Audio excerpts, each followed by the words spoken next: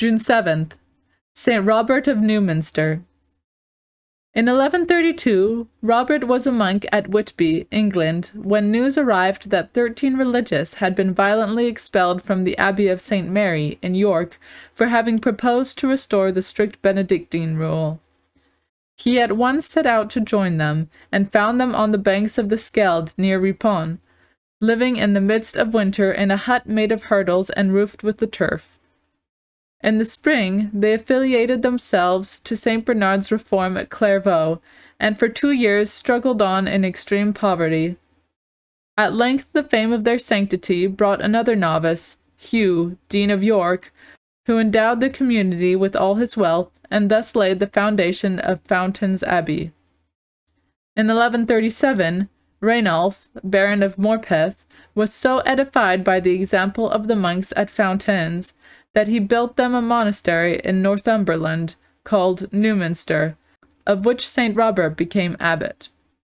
The holiness of his life, even more than his words, guided his brethren to perfection, and within the next 10 years 3 new communities went forth from this one house to become centers of holiness in other parts. The abstinence of St. Robert in refectory alone sufficed to maintain the mortified spirit of the community.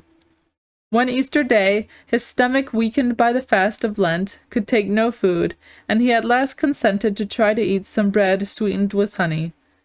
Before it was brought, he felt this relaxation would be a dangerous example for his subjects, and sent the food untouched to the poor at the gate. The plate was received by a young man of shining countenance, who straightway disappeared.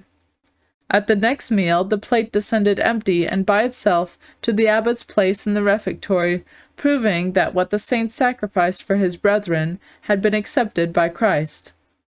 At the moment of Robert's death in 1159, St. Godric, the hermit of Finchale, saw his soul, like a globe of fire, borne up by the angels in a pathway of light, and as the gates of heaven opened before them, a voice repeated twice, "Enter now, my friends." Reflection.